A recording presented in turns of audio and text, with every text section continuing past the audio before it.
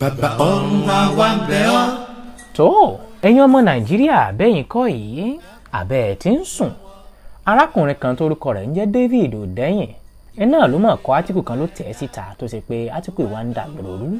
àwọn èèyàn wá ń béèrè oríṣiríṣi ìbéèrè pé sáwọn fáàkì àtàwọn tí David kọ yìí só jọra wọn só bára mu. olóòtú àgbà Lumi àwa lọ́nu átíkù yìí á lọ kà á kódà kàwọn kọ́mẹ̀ntì tí ń bẹ lábẹ́ rẹ̀.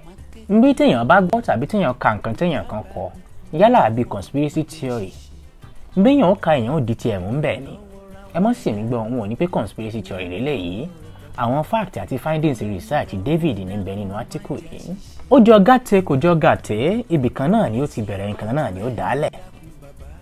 àmọ́ pabambari átíkù yìí náà ni ti ọ̀rọ̀ NASCO ti ń bẹ nínú rẹ̀ ìyẹn conflict tó ṣe pé gbogbo pátápátá yẹn tó ti ṣèwé ní Nàìjíríà ló ti jẹ́ kékeré ẹ má jẹ́ ń tẹnu bọ̀rọ̀ direct kó wọ́n dàbí pé ẹnu mi láti gbọ́ pé àtísà kú àmọ́ kí ni tí David gangan fúnra lára rẹ̀ kọ nínú átíkù rẹ̀ ká summarize gbogbo ẹ̀ fún wa ká gbọ́. David Odeyin béèrè àwọn ìbéèrè kan ó ní kí ló lè ṣokùnfà ká máa ka ìtàn NASCO nínú ìtàn ikọ̀ agbésùmọ̀mí ti Boko Haram ẹ̀yin náà kọ ọ̀rọ̀ pọ̀ nínú ìwé kọ́bọ̀. David mú arìn àwọn ìrìn àjò kan nínú átíkù rẹ̀ ó mú arìn kúrò ní Nàìjíríà lọ Saudi Arabia àkúrò ní Saudi ó tún mú arìn àwọn ìrìn àjò kan wọ Eritrea àti ọ̀rẹ́ Algeria àti bẹ́ẹ̀ bẹ́ẹ̀ lọ. arìn through different times 1957 2006 2009 2005 ní Nàìjíríà àti lọ́wọ́lọ́wọ́ tá a wà yìí ẹni ò bá ti rí átíkù yìí kà kó lọ wà kàǹbì ọba gbé wà torí n tó wà lẹ́yìn ẹ̀fà ó jẹ́ èjè lọ kódà ẹ̀rù ń bèjè fún ara rẹ̀. social media ò sì ní gbà wá láàyè ká yànnà náà ọ̀rọ̀ ìtàn ọ̀rọ̀ pọ̀ tí David Odeyin kọ sínú átíkù rẹ̀ lórí ibi tí ikọ̀ Boko Haram ti ṣẹ̀ wá bóun náà ṣe bẹ̀rẹ̀ ìgbà wo náà bẹ̀rẹ̀ kí ló dálẹ̀ àwọn wo ló dálẹ̀ àwọn wo ló ń sponsor rẹ̀ àwọn wo ló ń fọ̀ǹdù ẹ̀ ìbọn náà ti ń rówó tán fi ń ṣe nǹkan ṣe.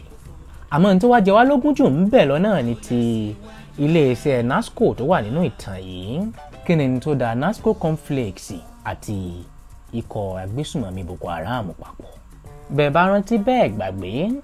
bẹ́ẹ̀ gbàgbé tẹ́ ẹ rántí dáadáa lẹ́nu lọ́ọ́lọ́ yìí ni àwọn àṣẹ kan jáde láti inú iléeṣẹ́ báńkì àgbà ilẹ̀ wa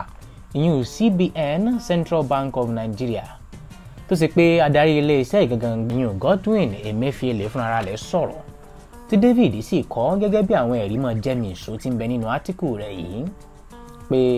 àwọn ìyẹn CBN ti gbẹ́sẹ̀ lé àwọn àkáǹtì kankan àtàwọn àkáǹtì iléeṣẹ́ kankan bíi ti àwọn Bureau de Change tó ṣe pé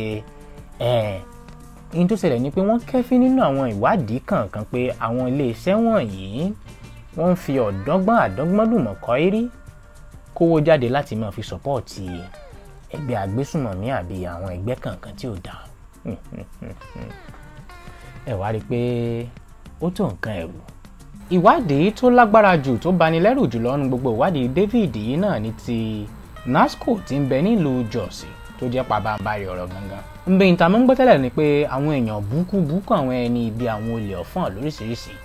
wọ́n máa dágbọ́n àlùmọ̀kọ́ eré láti fi ẹ̀yìn ro owó ìlú fò gánà ẹ̀yìn money laundry. àmọ́ èyí tí David tún wá kọ síta yìí ó lágbára pọ̀ bó láti ṣe gbọ́ sí ti pé NASCO conflict tá à ń jẹ́ látọdún yìí látàyè tipẹ́tipẹ́ tá a ti ń jẹ bọ̀ ńṣe là ń kówó sọ́pọ́ọ̀tì Boko Haram gbogbo àtàbára NASCO ìyẹn ò ní pé bàbá tó lè NASCO àti Boko Haram wọ́n jọ ń ṣiṣẹ́ handinand parí pàṣù náà ni. bẹ́ẹ̀ bá ti ká átíkù yẹ lọ́wọ́ àkà dáadáa NASCO official sponsor Boko Haram. ẹ̀yin ọmọ Nàìjíríà bẹ́ẹ̀ ti ń sùn oorun wẹ̀ nílò àkókò ìkọ́.